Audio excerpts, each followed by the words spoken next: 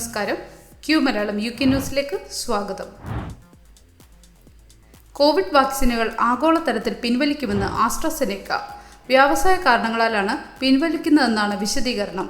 വാക്സിന് പാർശ്വഫലങ്ങൾ ഉണ്ടാകാമെന്ന് നേരത്തെ തന്നെ റിപ്പോർട്ടുകൾ പുറത്തു വന്നിരുന്നു. ഇന്ത്യയിൽ സിറം ഇൻസ്റ്റിറ്റ്യൂട്ട് കോവിഷീൽഡ് എന്ന പേരിലാണ് ഇത് പുറത്തിറക്കിയത്. വാക്സിൻ പിൻവലിക്കാനുള്ള ആസ്ട്രസെനെക്കയുടെ അപേക്ഷ മാർച്ച് 5-ന് സമർപ്പിച്ചതായും മെയ് 7 മുതൽ പ്രാബല്യത്തിൽ വന്നതായും വാർത്ത ആദ്യം റിപ്പോർട്ട് ചെയ്ത ടെലിഗ്രാഫ് പറഞ്ഞു. റിപ്പോർട്ടുകൾ പ്രകാരം ഹൈക്കോടതിയിൽ 51 കേസുകൾ ഫയൽ ചെയ്തിട്ടുണ്ട്. ബാധിതരായ വ്യക്തികളും അവരുടെ കുടുംബങ്ങളും 100 മില്യൺ പൗണ്ട് നഷ്ടപരിഹാരം ആവശ്യപ്പെട്ടിട്ടുണ്ട്.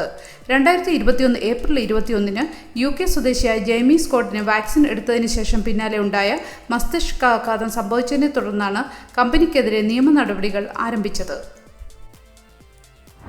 UK സായുധ സേനയുടെ വിവരങ്ങൾ ചോർത്തിയതിന് പിന്നിൽ ചൈനയെ സംശയിക്കുന്നതായുള്ള വിവരങ്ങൾ പുറത്തുവന്നു.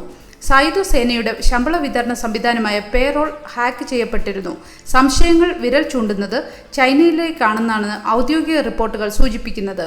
എന്നാൽ പ്രതിരോധ സെക്രട്ടറി ഗ്രാൻഡ് ഷാപ്സ് ഇന്ന് എംപിമാരെ അഭിസംബോധന ചെയ്യുമ്പോൾ ഒരു പ്രത്യേക രാജ്യത്തിന്റെ പേര് എടുത്തു പറയാൻ സാധ്യതയില്ല. മിനിസ്ട്രി ഓഫ് ഡിഫൻസിന്റെ വിവരങ്ങളിലേക്ക് കടന്നുകയറ്റം നടത്തിയത് ആരാണെന്നതിന്റെ തെളിവുകൾ ശേഖരിക്കുന്നതിന് മാസങ്ങളും വർഷങ്ങളും വേണ്ടി വന്നേക്കാം എന്നതാണ് ഈ രംഗത്തെ വിദഗ്ധർ പറയുന്നത്. അതുകൊണ്ട് തന്നെ ഔദ്യോഗിക തലത്തിൽ ചൈനയെ പേരെടുത്ത് കുറ്റപ്പെടുത്തുന്ന സമീപനം ഉണ്ടാവില്ല എന്നാണ് കരുതപ്പെടുന്നത്.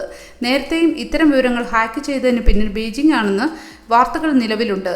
എന്നാൽ ഇത്തരം പ്രസ്താവനകൾ തങ്ങളുടെ രാജ്യത്തെ ബോധപൂർവം അപകീർത്തിപ്പെടുത്തുന്നതിന് ഉപയോഗിക്കുന്നതാണെന്ന് ചൈനയുടെ വിദേശകാര്യ മന്ത്രാലയം പറയുന്നു. Government safety of Rwanda bill നിയമമായതിനു ശേഷം 2000-ലധികം കുടിയേറ്റക്കാർ ചാനൽ കടന്ന് UK-യിൽ എത്തിയതായി റിപ്പോർട്ടുകൾ.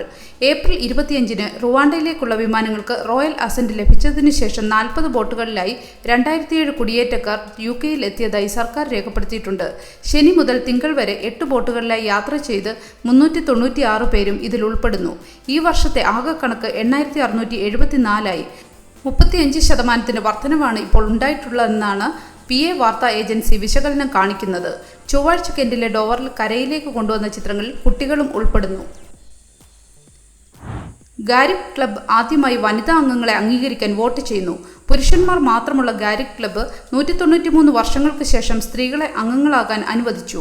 സ്ത്രീകൾ അംഗങ്ങളാകാൻ അനുവദിക്കണമെന്ന 2 മണിക്കൂർ നീണ്ട തർക്കത്തിനൊടുവിലാണ് സ്വകാര്യ മീറ്റിംഗിന്റെ അവസാനത്തിൽ 59.98% വോട്ടുകൾക്ക് വോട്ട് പാസ്സായത്.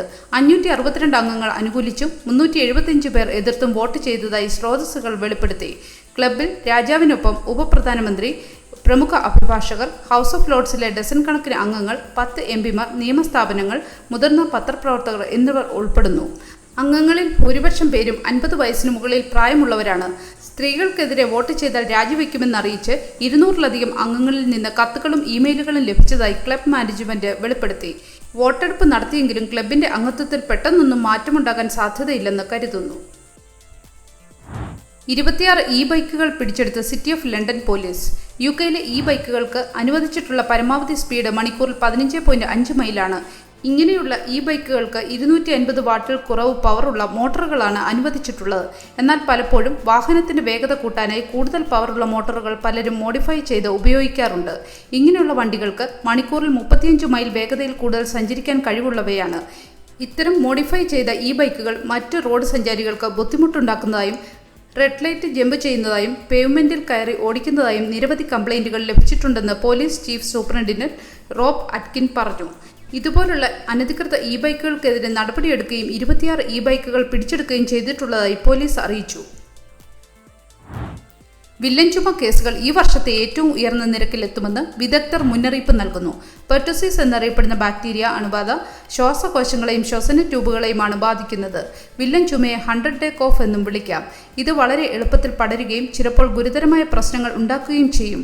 ഫെബ്രുവരിയിൽ ഇംഗ്ലണ്ടിൽ 913 കേസുകളാണ് ലബോറട്ടറി സ്ഥിരീകരിച്ചത്. മാർച്ചിലെ കണക്കുകൾ UK ഹെൽത്ത് സെക്യൂരിറ്റി ഏജൻസി വ്യാഴാഴ്ച പുറത്തുവിടും. 2024 ജനുവരി മുതൽ ഫെബ്രുവരി വരെ സ്ഥിരീകരിച്ച 1468 കേസുകളിൽ പകുതിയോളം 15 വയസ്സോ അതിൽ കൂടുതലോ പ്രായമുള്ളവരിലും 30% 10-നും 14 ഇടയിൽ പ്രായമുള്ള കുട്ടികളിലുമാണ്.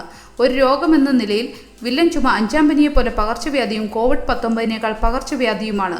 8 ആഴ്ച പ്രായമാകുന്ന കുഞ്ഞിന് 6-in-1 വാക്സിൻ നൽകുമ്പോൾ ഇതിൽ വില്ലൻ ചുമയ്ക്കെതിരായ പ്രതിരോധ കുത്തിവയ്പും ഉൾപ്പെടുന്നു. വാക്സിന്റെ 2ാമത്തെ ഡോസ് 12 ആഴ്ചയിലും 3ാമത്തേത് 16 ആഴ്ചയിലുമാണ് നൽകുന്നത്. കുട്ടികൾക്ക് 3 വർഷവും 4 മാസവും ആകുമ്പോൾ പെർട്ടുസിസിൽ നിന്ന് സംരക്ഷിക്കുന്ന 4-in-1 പ്രീ സ്കൂൾ ബൂസ്റ്റർ നൽകും. യുകെയിലെ എയർപോർട്ടുകളിൽ മണിക്കൂറുകളോളം കുടുങ്ങി മലയാളികൾ ഉൾപ്പെടെയുള്ള യാത്രക്കാർ. Heathrow, Gatwick, Edinburgh, Birmingham, Bristol, Manchester എന്നിവ ഉൾപ്പെടെയുള്ള എല്ലാ വിമാനത്താവളങ്ങളിലും ചൊവ്വാഴ്ച ഉണ്ടായ സാങ്കേതിക തകരാർ നീണ്ട ക്യൂവിന് കാരണമായി. സിസ്റ്റം നെറ്റ്വർക്ക് മൂലമുണ്ടായ പ്രശ്നങ്ങൾ ബുധനാഴ്ച പുലർച്ചെ പരിഹരിച്ചുവെന്ന് ബോർഡർ ഫോഴ്സിന്റെ മേൽനോട്ടം വഹിക്കുന്ന ഹോം ഓഫീസിന്റെ പ്രസ്താവനയിൽ പറഞ്ഞു.